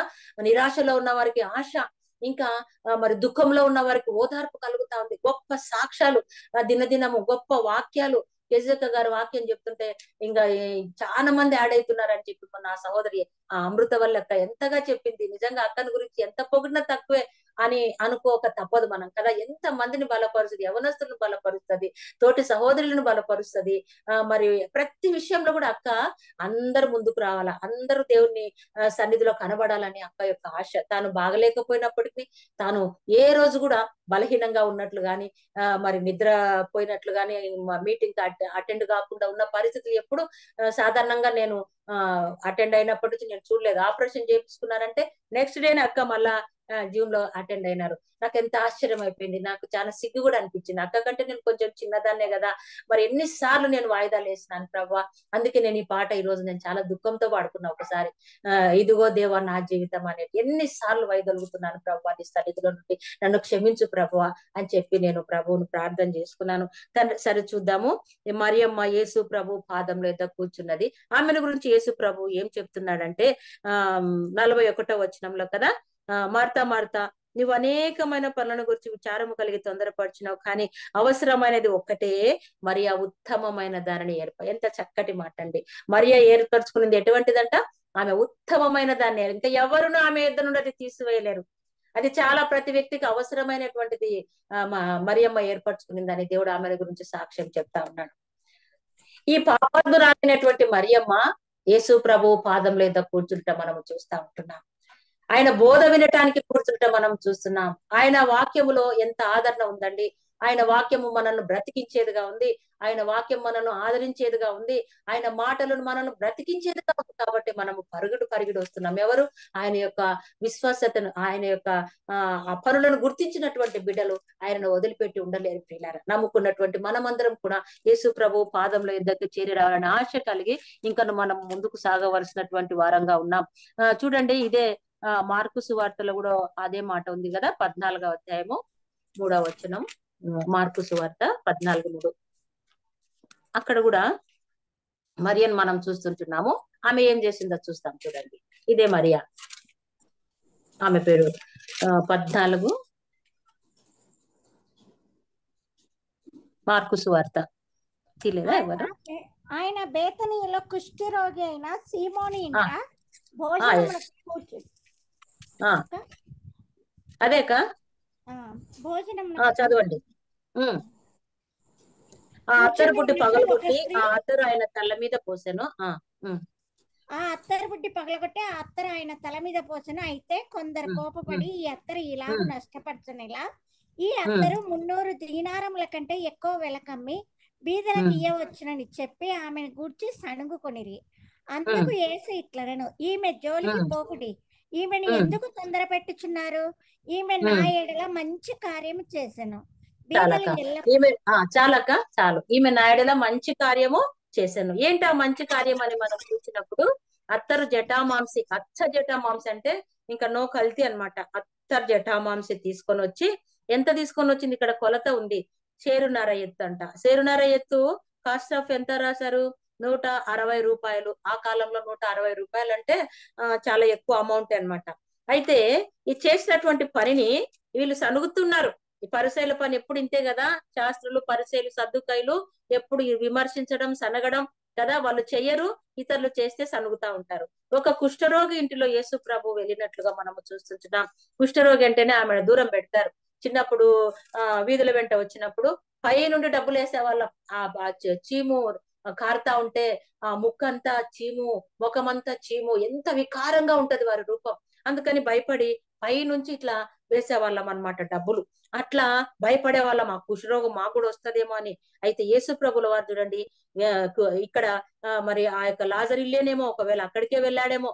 అదే ఇంటిలో కుష్ఠరోగి అయిన సీమోని ఇంట భోజనంకు, కుష్ఠరోగి ఇంట భోజనానికి కూర్చున్నాడు అంటండి. తినింది లేదు, ఇక్కడ రాయబడలేదు, కానీ అక్కడేమో పర్సన్ ఇంటికి వచ్చి భోజనానికి కూర్చున్నాడు, ఇక్కడేమో కుష్ఠరోగి ఇంటికి వచ్చి భోజనానికి కూర్చున్నాడు. వీళ్ళిద్దరికి చాలా తేడా ఉంది, పరిసయ్యులకు కుష్ఠరోగులకు కదా. అయినప్పటికీ యేసు ప్రభు తేడా చూపించినటువంటి వారు కాదు. నేను పాపులను పిలవడానికి నేను వచ్చాను, నీతిమంతులను పిలవడానికి నేను రాలేదు అని దేవుడు మనకు సెలవిస్తుంటున్నాడు కదా. కాబట్టి ఆయనకు రోగము ఉందా లేదా, వాళ్ళు బీద వాళ్ళ లేదా వాళ్ళు ధనవంతుల, ఇటువంటిది కాదు ప్రభు కావాల్సింది. ఎవరైనాను ప్రేమిస్తారో, ఎవరు ఆయనను కావాలని కోరుకుంటారో వారి దగ్గరికి యేసు ప్రభు వచ్చేటువంటి మంచి గుణము కలిగినటువంటి వాడుగా మన ప్రభు మనకు కనబడుతుంటున్నాడు. కుష్ఠరోగి మరి ఇంటికి యేసు ప్రభు రావటం, మరి అక్కడ ఈ యొక్క స్త్రీ ఆ యొక్క 160 రూపాయలు వెల పెట్టి తీసుకొని వస్తే ఆమెను గొనుగుతున్నట్లుగా మనం చూస్తున్నాం. నేడు సంఘాలలో కూడా కొంతమంది గొనుగుతా ఉంటారు. ఏదైనా మంచి పనులు చేస్తే కనుక ఈమె బల చేయడానికి వచ్చిందమ్మా, ఈమె బల చెప్పడానికి వచ్చిందమ్మా, కొన్ని సనుగులు, కొన్ని గొనుగులు, ఇవి మామూలుగా సంఘాలలో వినపడతా ఉంటాయి, కుటుంబాలలో వినపడుతుంటాయి. సనుగులు, గొనుగులు, వెనక వెనక వెనక ఏవేవో అట్లా ఇబ్బందికరంగా మాట్లాడే వాళ్ళు ఉంటారు. కానీ అదే జరిగింది, ఈమె కూడా సనుగుతున్నారు. కానీ యేసు ప్రభు ఒకటే మాట అన్నాడు, ఈమె జోలికి పోకుడే. ప్రభు మన పక్షాన్ని ఎప్పుడు ఉంటాడండి. ఎవరెంత మంది సనుక్కున్నా, ఎవరెంత మంది గొనుక్కున్నా, ప్రభు పని మనం చేయాలని ఆశ మనలో ఉన్నప్పుడు ఈ గొనుగులు, ఈ సొనుగులు మనల్ని ఏం చేయలేవు, ముందుకు వెళ్ళిపోతా ఉండాలి అంతే. నా జీవితంలో నేను అదే నేర్చుకున్నా. ఆ తర్వాత మనం చూస్తున్నాం చూడండి, దేవుడు ఆమెకి ఎంత అభయం ఇస్తుంటున్నాడో చూడండి. ఈమె జోలికి పోకండి, ఎందుకు ఆమెను గొనుగుతా ఉన్నారు, ఎందుకు ఆమెను మీరు నిష్ఠపరుస్తా ఉంటున్నారు, ఈమె నా కొరకు మంచి కార్యము చేశాను అనేటువంటి మాట మనం చూస్తా ఉంటున్నాం. ఒక మంచి కార్యము చేసినటువంటి స్త్రీని వాళ్ళు గొనుగుతున్నట్లుగా మనము యేసు ప్రభు అయితే ఆమెను గురించి చక్కటి మాట చెప్పినట్లుగా మనము చూస్తున్నాం. మేము చూస్తుంటున్నాము తల మీద పోసినట్లుగా, ఇక్కడైతే గినక పాదముల యొద్ద, ఇక్కడేమో తల మీద పోసినట్లుగా మనము చూస్తుంటున్నాం. ప్రియులారా, మరి తల అనేటువంటిది అభిషేకానికి గుర్తుగా ఉంది. తైలపు బుడ్డుని తీసుకొని సమూయేలు దావీదుని అభిషేకించాడు కదా.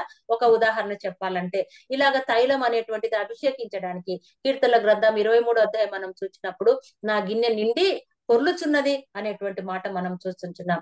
గిన్నె నిండి పొర్లేటువంటి అనుభవంలోకి మనం రావాలని దావీదు మహారాజు మనకు అక్కడ రాస్తా 23వ దావీదు కీర్తనలో మనం చూస్తా ఉంటున్నాం. కాబట్టి ప్రభు కొరకు మరి మనం ఆ పని చేసినప్పుడు, ఈ స్త్రీ ప్రభు యొక్క తల మీద పోసినప్పుడు ఆ తల మీద నుంచి అది ఆ కాళ్ళ వరకు అది కారింటది. అత్తరు తల మీద పోసినప్పుడు ఆటోమేటిక్ గా నీళ్ళు అనేటువంటి కిందకు వస్తాయి కదా. అప్పుడు ఆ పాదంలో కూడా ఆమె ఆ యొక్క కన్నీటితో కడిగినట్లుగా మనము చూస్తుంటాం. తల మొదలుకొని పాదం వరకు యేసు ప్రభు వారు అత్తరు చేత సువాసనతో ఆ ఇల్లు నింపబడినట్లుగా మనము చూస్తున్నాం. ఆయన ఎక్కడికి వెళ్ళిన సువాసన, ఆయన జీవితమే ఒక సువాసన, ఆయననే ఒక సువాసన మనకు కదా. ఆయన జీవితంలో పాపమే లేదు, ఆయన పరిశుద్ధుడు, ఆయన నీతిమంతుడు, ఈయనలో పాపం ఉందని ఎవరు రుజువుపరచలేకపోయారు. ఎంత గొప్ప పరిశుద్ధుడు అండి. ఒకవేళ ఆయన పరిశుద్ధుడుగా కాకపోతే ఆయన దేవుడుగా ఉండలేడు. మనం అందరం ఇంతమంది ఆయన నమ్ముకునే వరం కాదు. ఆయన పరిశుద్ధుడు కాబట్టి, ఆయన మాదిరి చూపించాడు కాబట్టి, ఆయనలో జీవం ఉన్నది కాబట్టి, ఆయన మనకు ప్రాణం పెట్టాడు కాబట్టి, ఇన్ని మంచి లక్షణాలు మన ప్రభువు కలిగి ఉన్నాడు కాబట్టి మనం ఆయన నమ్ముకుంటున్నాం. ఆయన నమ్ముకుంట ద్వారా మనకు ఎన్నో మేలు కలుగుతున్నాయి. ఈ స్త్రీ నమ్ముకుంట ద్వారా ఏం కలిగింది, చాలా కలిగినాయిలేండి. ఆ తర్వాత ఒక మాట చూస్తాం చూడండి, లూకాసు వార్త 8వ అధ్యాయము, ఇదే లూకాసు వార్త 8:35 వచనం. కానీ క్షమించండి, లూకాసు వార్త 8వ అధ్యాయం 41వ వచనం.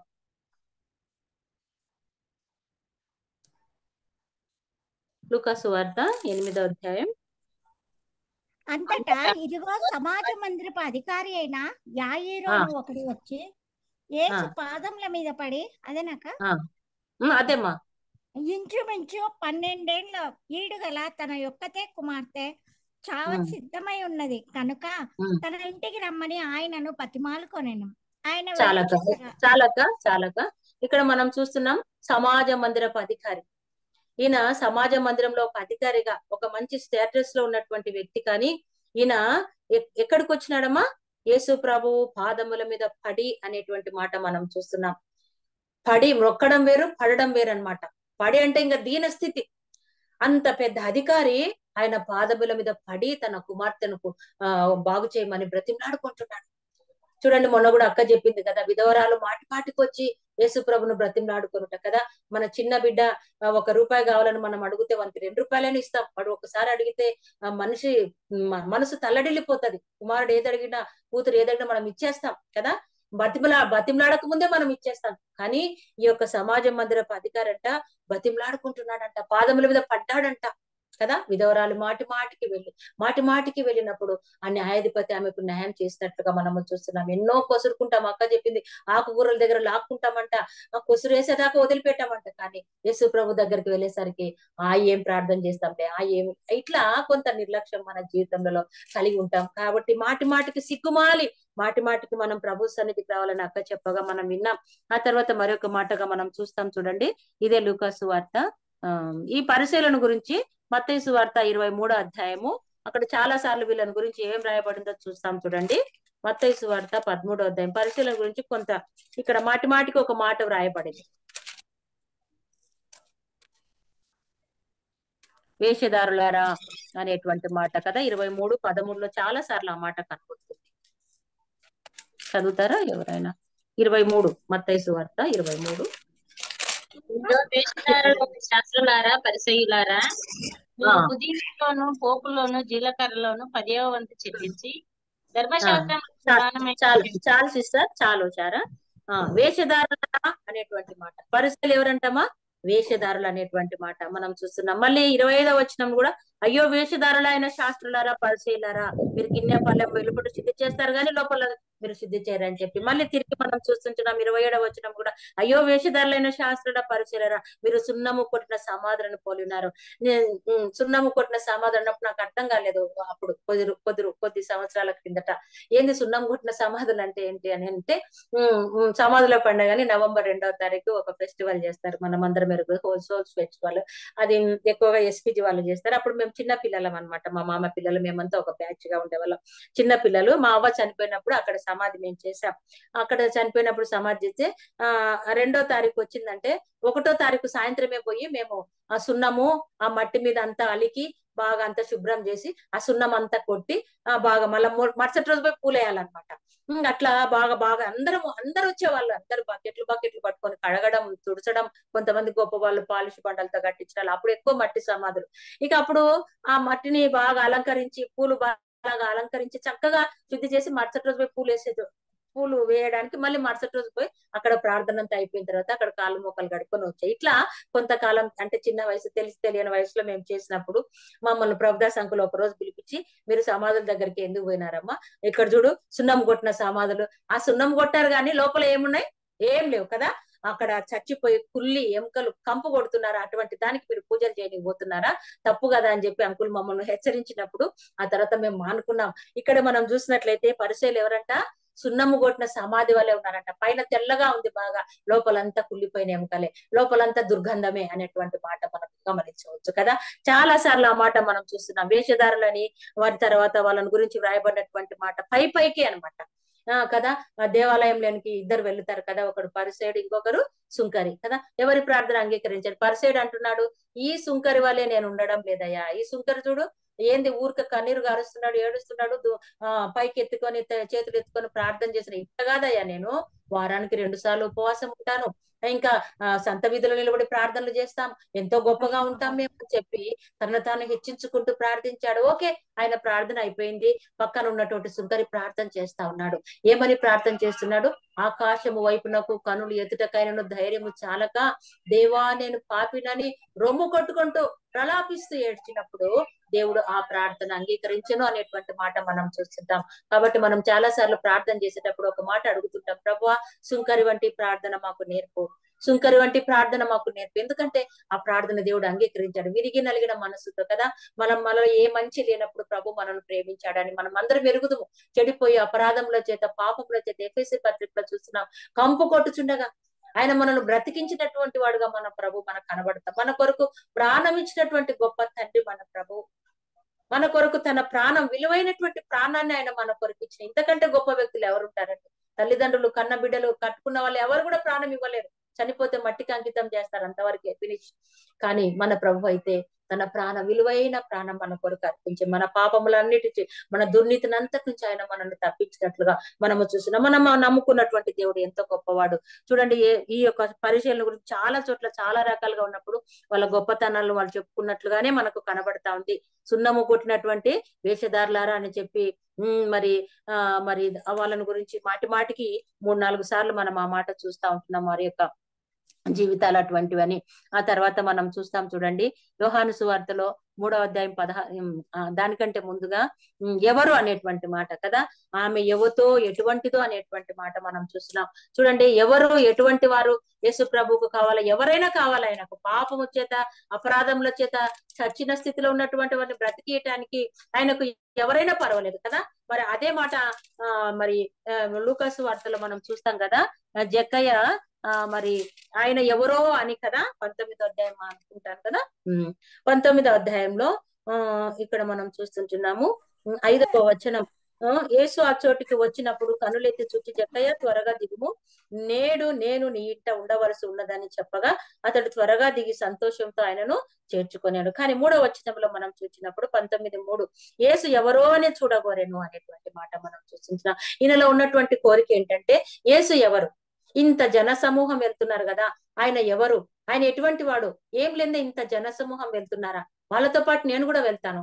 కానీ నేను పొట్టివాడని అయినందున వెళ్ళలేకపోతున్నాను కాబట్టి నేను ఒక చెట్టు ఎక్కుతాను. ముందుగానే పరిగెత్తుకొని పోయి చెట్టు ఎక్కినాడు. చెట్టు ఎక్కినటువంటి జక్కయ్యను యేసు ప్రభు చూశారు.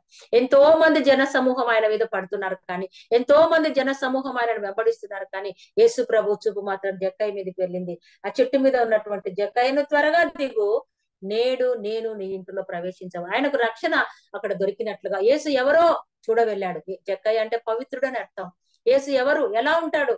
ఇంతమంది జన సమూహం, నేను కూడా వెళ్తాను వారితో పాటు అని ఆయన వెళ్ళినప్పుడు యేసు ప్రభు ఆయనకు రక్షణ ఇచ్చినట్లుగా మనము చూస్తాం. గొప్ప ధనవంతుడు జక్క, ఇన్కమ్ ట్యాక్స్ ఆఫీసర్, అటువంటి వాడు యేసు ప్రభువుని చేర్చుకొని సంతోషంతో తన యొక్క ఉండదంతా కూడా బీదలకు ఇచ్చేస్తాను ప్రభు, నేను వచ్చి నిన్ను వెంబడిస్తాను ప్రభు అని చెప్పి తన ధనధాన్యాలను వదిలిపెట్టి యేసుని వెంబడించినట్లుగా చూడండి ఎంత గొప్ప భాగ్యం జక్కయ్య పొందుకున్నాడు. అలాగే ఈ స్త్రీ కూడా ఎవరో ఎవతో అని అడుగుతున్నారు, చాలా నీచంగా మాట్లాడుతున్నారు కదా, ఈమె ఎవరు, ఈమె ఎవతి, అవన్నీ ప్రభుకు అక్కర కాలేదు. కానీ ఆమె పాపములు ఒప్పుకొనటం మాత్రమే ఆయనకు కావాల్సింది.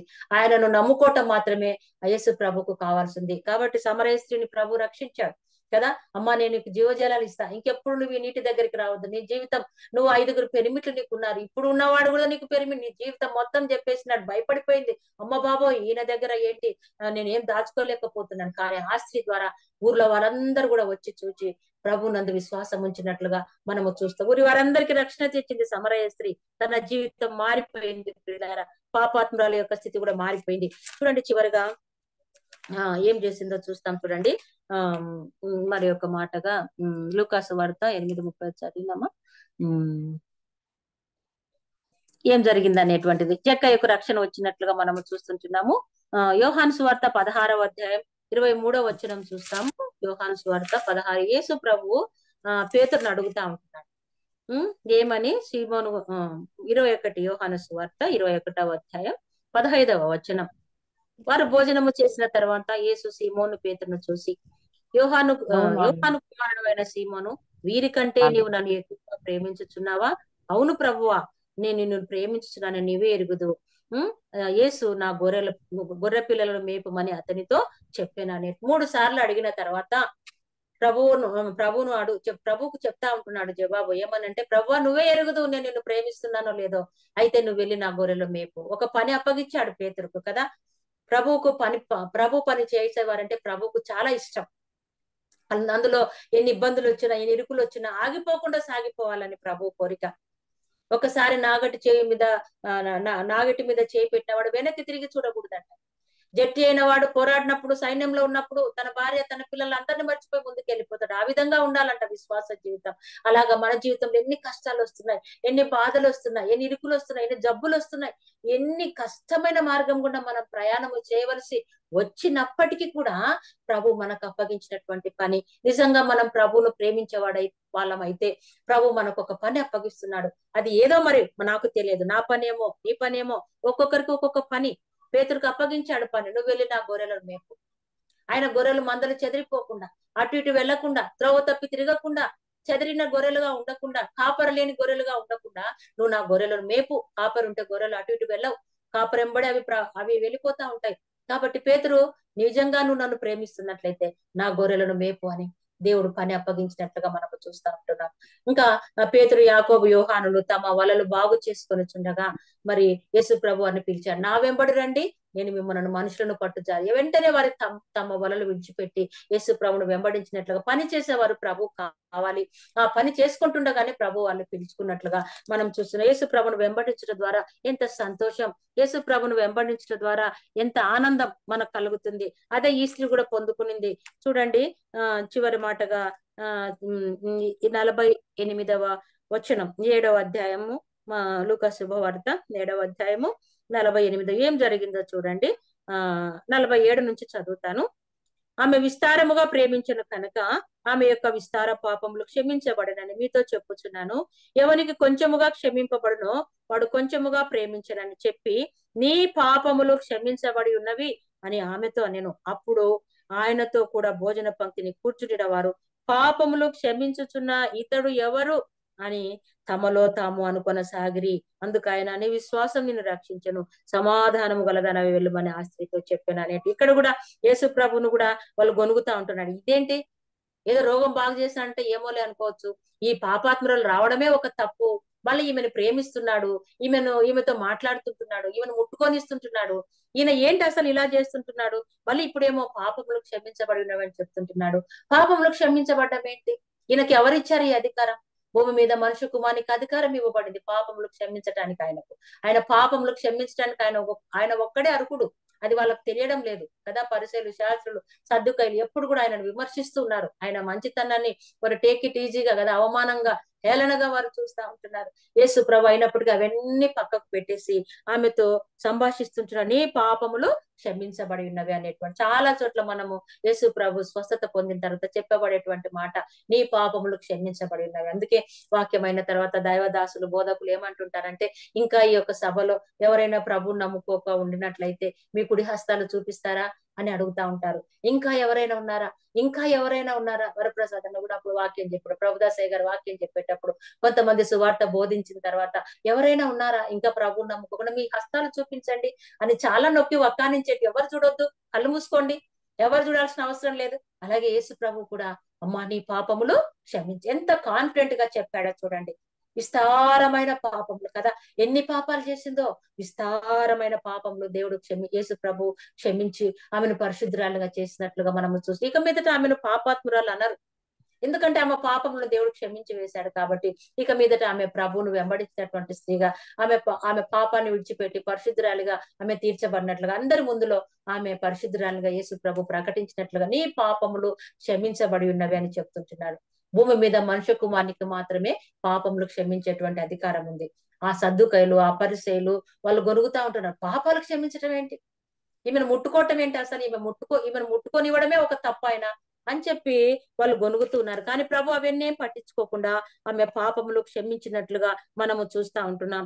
ఇంకా యేసు ప్రభును కూడా అంటున్నారు చూడండి, పాపములు క్షమించిన ఇతడు ఎవరు? అసలు ఇంతవరకు ఎక్కడ ఈ మాట వినలేదే. ఏదో రోగం బాగు చేసినా అంటే ఓకేలే అనుకున్నాం.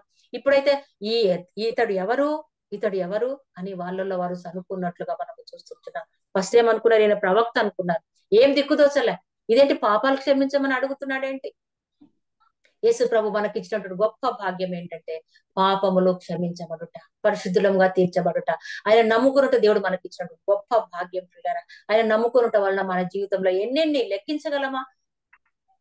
కౌంట్లెస్ కదా, అసలు లెక్కించలేము ఆయన చేసిన మేలు. నువ్వు రక్తంలో పొరుచుండగానే నేను నిన్ను చూచాను, నువ్వు గర్భంలో ఉండగానే నేను నిన్ను చూచాను. ఇంకా ఎప్పుడండి మనం తప్పించుకుంటేది? నువ్వు కూర్చుంట నేను చూస్తాను, నువ్వు లేచేది నేను చూస్తున్నా, నువ్వు పరుండుట నిన్ను పరిశోధిస్తున్నా, నేను పరీక్షిస్తున్నా. ఇంకెక్కడండి మనకు ఆయన దొరకకుండా మనం తప్పించుకొని తిరుగుతాం? ఎక్కడికన్నా ఒకవేళ నీతిమంతుడు 7 మార్లు పడిపోయినాను, ఆయన వదిలిపెట్టే దేవుడు కాదు. బిడ్డ నువ్వు నా దగ్గరికి రా, బిడ్డ నువ్వు నా దగ్గరికి రా, నేను నీకు దగ్గరగా వస్తున్నా, నువ్వు నా దగ్గరికి రా, నా చేయి పట్టుకో, నేను నడిపిస్తాను. ప్రతి నిత్యం ప్రభు మనతో మాట్లాడుతూనే ఉంటాడండి. ఎంత మనం ఆయనను గురించి చెప్పినా తక్కువే. ఒక గంట, అసలు ఒక నిమిషం లాగా ఉంటది ఒక గంట ఆయన మనం వాక్యాన్ని ధ్యానిస్తే కూడా. ఒక్కొక్కసారి ఆయన వాక్యం వింటుంటే ఇంత త్వరగా అయిపోయింది అని కూడా అనిపిస్తుంది నాకు ఒక్కొక్కసారి. ప్రియమైనటువంటి దేవుని, ఎంత గొప్ప దేవుడు! పాపములు క్షమించటానికి భూమి మీద ఆయనకు అధికారము ఇవ్వబడింది. ఇంకా ఎవరికి అధికారం లేదు. ఒక డాక్టర్ దగ్గర వెళ్తే మన రోగాన్ని, అయ్యా ఈ పలానా జ్వరం వచ్చిందంటే టాబ్లెట్ ఇస్తాడు. కానీ ఆయన దగ్గర పోయి, అయ్యా నా పాప రోగానికి ఒక టాబ్లెట్ ఇవ్వమంటే, ఏమన్నా నీకేమన్నా వెర్రి పట్టిందా, పో అవి నా దగ్గర లేవంటాడు కదా. కానీ ప్రభు అయితే పాప రోగం నుంచి మనల్ని విడిపించినట్లుగా, కుష్ఠరోగులను ప్రభు మరి తండ్రి, కానీ 10 మంది కుష్ఠరోగులు బాగైపోయినారు, కానీ ఒక్కడే వచ్చాడు ఆయన దగ్గరికి. ఆయన పాదముల మీద పడినప్పుడు ఆయన అంటున్నాడు, మిగతా 90 ఇక్కడ నమ్ముకున్న వారు ఎంతో మంది ఉన్నారండి. లోకంలో కలిసిపోయేటువంటి వారు ఎంతో మంది కదా. కొంతమంది నమ్ముకుంటారు, నమ్ముకున్న తర్వాత మళ్ళీ తిరిగి లోకంలోకి వెళ్ళిపోవడం. ఇక తర్వాత మళ్ళీ కష్టం వస్తే, అబ్బా అప్పుడు గుడికి పోతున్నప్పుడే బాగుంది, మళ్ళీ ఇట్లా రావడం అనమాట. ఇట్లా తొణికిసలాడేటువంటి జీవితాలు. ఏదో ఒక రకంగా ప్రభు వాళ్ళని పట్టుకుంటాడు. ఆయన చేతిలో మనం పని చేయాలనేటువంటి ఒక బాధ్యత మనం ఆయన మనకు అప్పగించినప్పుడు మనల్ని వదిలిపెట్టాడు ఆయన. అది నా జీవితంలో నేను, నా అనుభవంలో, నా చిన్న అనుభవంలో నేను అదే నేర్చుకున్నా. ఎన్నోసార్లు ఇంకా నాకు సేవ వద్దు, ఇక నాకు బాగా అన్ని ఉండయిలే, బాగా తిని సంతృప్తిగా ఉందాం, నేను చెయ్యలేను ప్రభు, నా చేత కాదంట. కానీ నాకు రోగాలు తెప్పిస్తుంది సైతాను, నన్ను పోనీయకుండా చేస్తుంది. అయినప్పటికీ కూడా ఒక ఆశ నాలో ఉంది, ఏదో ఒక చిన్న పని ప్రభు కొరకు, ఏదో ఒక చిన్న పని ప్రభు కొరకు చేయడానికి. ప్రభు బ్రతికుంటే నీ కొరకే ఒక చిన్న పని నాకు అప్పగించు ప్రభు అని నేను ఎప్పుడు ప్రభుని అడుగుతా ఉంటా. కాబట్టి ప్రియమైనటువంటి దేవుని బిడ్డలారా, ప్రభువు మనల్ని ఎడబాసినట్లయితే మనం ఏమైపోతామో కదా. ఈమె ఎవతో ఎటువంటిదో, కానీ ప్రభు ఆమెను కనికరించాడు, ఆమె పాపములు క్షమించాడు. క్షమించిన తర్వాత ఆమె ఏం పొందుకునిందో చూస్తాం రండి. 50వ వచనములో, అందుకైనా నీ విశ్వాసము నిన్ను రక్షించను, సమాధానము కలదానమై వెళ్ళుమని ఆమెతో చెప్పాను. ఆ స్త్రీతో సమాధానం. ఆమెకి ఇప్పుడు, ఒకప్పుడు సమాధానం లేదు, ఒకప్పుడు రక్షణ లేదు, ఒకప్పుడు శాంతి లేదు, ఒకప్పుడు ఆమె హృదయంలో కలవరం, ఎక్కడ చూసినా తృణీకారం, ఏంటి ఎక్కడ నన్ను ఎవరు రానివ్వరే, ఎవరు గౌరవించరే, ఎంత నలక, ఎంత మదన పడిపోయిందో హృదయంలో. కానీ ఇప్పుడు ఆమె అలా వెళ్ళటానికి వీల్లేదు, ప్రభు చేతిలో చిక్కింది కాబట్టి దేవుడు ఆమెకు సంపూర్ణమైనటువంటి రక్షణ ఆమె పొందుకున్నట్లుగా మనము చూస్తుంటున్నాం. విశ్వాసము చేతనే మనమందరం కూడా రక్షించబడ్డాం. యేసు ప్రభు ప్రత్యక్షంగా మనం చూచి రక్షించబడాల కదా. చూచి నమ్మిన వారి కంటే చూడక నమ్మిన వారు ధన్యులని దేవుని వాక్యం సెలవిస్తుంది కదా. అలాగే ఈమెయితే చూచి నమ్మింది, కానీ మనమైతే చూడక, నీ విశ్వాసమే నిన్ను, ఆమె విశ్వాసం గలదై వచ్చింది, ప్రభు నన్ను క్షమిస్తాడు, నా పాపరోగం పోతుంది, ఇక నేను మంచిగా బ్రతుకుతానని ఒక ఆశతో వచ్చింది. ఆమె జీవితమే మారిపోయింది ప్రియులారా. ఆమె రక్షించబడినట్లుగా, రక్షణ అనేటువంటిది ఒక వ్యక్తి ఆపదలో ఉన్నప్పుడు రక్షించేవారు కావాలి. ఒక వ్యక్తి నీళ్ళలో కొట్టుకొని పోయేటప్పుడు హెల్ప్ హెల్ప్ అని అడుగుతాడు కదా. ఎవరు రక్షించకపోతే ఆ వ్యక్తి చనిపోతాడు. ఎవరో ఒకరు చేయి పట్టుకొని పైకి తీసుకొని వస్తే ఆ వ్యక్తి బ్రతుకుతాడు. బ్రతికినప్పుడు ఎంత క్రెడిట్ ఆ అబ్బాయికి కదా. నువ్వు లేకపోతే అబ్బాయి చనిపోయేవాడు అని అంటా ఉంటారు కదా. కాబట్టి ఇక్కడ కూడా యేసు ప్రభు లేకపోతే ఈమె పరిస్థితి ఏంటి?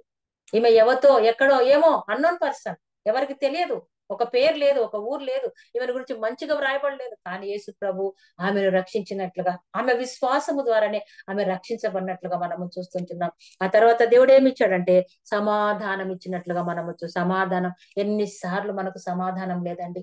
చాలా సార్లు మందిరంలో ఉంటుంటాం కానీ ఒకరంటే ఒకరికి సరిపోకుండా కూడా ప్రభు బలలో మనం చేసుకొని, ఇంకా చాలే వందనాలు కూడా పెట్టుకోకుండా, ఒక్కొక్కసారి చేతులు ఎత్తి వందనాలు పెట్టుకోవడానికి కూడా కొన్నిసార్లు ఇబ్బంది. బలలో చేసుకుంటుంటాం, వస్తున్న చాలా సార్లు దేవుడు కదా నీ బలి అర్పణ అక్కడ వదిలిపెట్టి నువ్వు పోయి సమాధాన పడి తర్వాత నువ్వు అర్పణ తీసుకో అని చెప్పి వాక్యంలో మనం చదువుతూనే ఉంటాం, ఎరిగిన వారమే. కానీ ఆ సమయానికి వచ్చేసరికి, ఆ స్థితికి వచ్చేసరికి మనం మనల్ని కట్టం చేసుకుంటూ ఉంటాం అన్నమాట. కాబట్టి సమాధానం అనేటువంటిది ఎవరిస్తారంటే మన ప్రభు మనకు. శిష్యుల మరి తోమా వాళ్ళు ఉన్నప్పుడు శిష్యుల మధ్యకు వచ్చి ఏమని చెప్పినాడమ్మా, మీకు సమాధానము కలుగునుగా. మొట్టమొదట యేసయ్య చెప్పినటువంటి మాట సమాధానం. సమాధానం ప్రియులారా, మన హృదయంలో సమాధానం ఇచ్చినటువంటి వాడు మన తండ్రి. మన హృదయంలో విశ్వాసము కలగజేసిన హెబ్రీల పత్రికలు అనుకుంటాను, విశ్వాసమును బట్టి ఒక అధ్యాయం రాయబడింది. విశ్వాసమును బట్టి ఒక నీతిమంతుడిగా తీర్చు, విశ్వాసమును బట్టి అబ్రహాము నీతిమంతుడని తీర్చబడనని దేవుని వాక్యం. విశ్వాసమును బట్టే మనం కూడా నీతిమంతులుగా తీర్చబడ్డాం. విశ్వాసమును బట్టే మనం కూడా దేవుడు పరిశుద్ధులుగా చేశాడు. ఈ విధంగా మనం పరిశుద్ధులుగా ఉండటాన్ని బట్టి విశ్వాసమునకు కర్త దాన్ని కొనసాగించేవాడైన యేసు వైపు చూచుచు ఓపికతో పరిగెత్తమని సెలవిస్తాం. విశ్వాసమును బట్టే మన జీవితం ఉండాలా. ఏమో తక్కడో బిక్కడో అనుకుంటే అలాగే ఉంటది మన జీవితం కదా. విశ్వాసంతో ఫెయిత్ఫుల్ కదమ్మా. మనకు యేసు ప్రభు నమ్ముకున్నాము, మన దేవుడు గొప్పవాడని మనం విశ్వాసం ఉంచినాం కాబట్టి మనము ఎన్నో రకాలుగా ముందుకు సాగిపోతాము. మనకి యేసు వైపు చూడాలా. మనుషుల వైపు చూస్తే ఎక్కడ చూసినా కూడా మనము ఒక్క అడుగు కూడా ముందుకెళ్ళాను. నేను ఎప్పుడు అదే ప్రార్థన చేస్తాను, ప్రభువా ఒక మనిషి వైపు చూస్తే ఒక్క అడుగు కూడా నేను ముందుకెళ్ళేను తండ్రి, నీ వైపు చూచే కనులు నాకు దయచేయి ప్రభువా అని నేను ప్రార్థన చేసుకుంటా ఉంటా. యేసు వైపు చూచుచు ఆయన మనకిచ్చినటువంటి పరుగు పందెంలో మనము వెళుతూ ఉండాలని దేవుని మాటలు సెలవిస్తుంది. ఆ తర్వాత మనం చూస్తాం చూడండి, ఆయన దగ్గరకు వస్తే రక్షణ దొరుకుతుంది, ఆయన దగ్గరకు వస్తే సమాధానం దొరుకుతుంది. ఆ తర్వాత ఇదే మాట మరొక ఉపమాన భాగం ఇక్కడే ఉంది చూడండి. ఎక్కడికో చాలా ఉన్నాయిలేండి, చెప్పాలంటే సమయం కూడా సరిపోదు. 8వ అధ్యాయము లూకాసు వార్త 8వ అధ్యాయము చివరి మాటలు కదా, 47 ఇక్కడ 12 ఏళ్ల నుంచి రక్తస్రావం కలిగినటువంటి స్త్రీ యేసు ప్రభు యొక్క వస్త్రపు చెంగు ముట్టింది. ఆమె కూడా విశ్వాసం ద్వారానే రక్షించబడింది. చూడండి 47.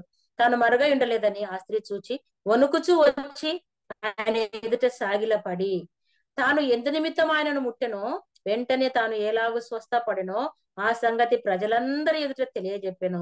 అందుకు ఆయన, కుమారి నీ విశ్వాసము నేను స్వస్థపరిచను, సమాధానము కలదానమై పొమ్మని చెప్పినట్లుగా మనం చూస్తున్నాం. విశ్వాసం ద్వారానే మనం రక్షించబడాలంటే యేసు ప్రభు ఎంతో మందిని స్వస్థపరిచారు, కానీ కొంతమంది విశ్వాసం లేని వాళ్ళు స్వస్థత పొందుకోలేదు, వాళ్ళలో విశ్వాసం లేదు కాబట్టి అనేక మంది విశ్వాసం ఉంచినటువంటి వారు చాలా మంది రోగులు బాగైపోయారు.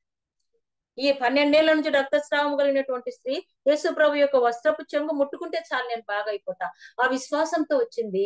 ఆమె వెనుక నుండి ఆయన వస్త్రపు చెంగు ముట్టింది, ఆమె బాగైపోయింది. వెంటనే ఆమె రక్తధార కట్టి వెంటనే ఇమీడియట్లీ కదా యేసు ప్రభు దగ్గరకు వస్తే వెంటనే జరిగిపోతాయి, ఆలస్యం లేదు. మనమే వెంటనే రాము కదా, నిదానంగా వస్తాం.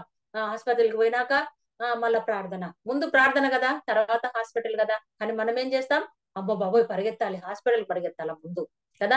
కాబట్టి మనము యేసు ప్రభు నందు విశ్వాసం ఉంచితే ఆ విశ్వాసంతోనే మనం డాక్టర్ దగ్గరికి వెళ్ళినప్పుడు మనం బాగైపోతాం.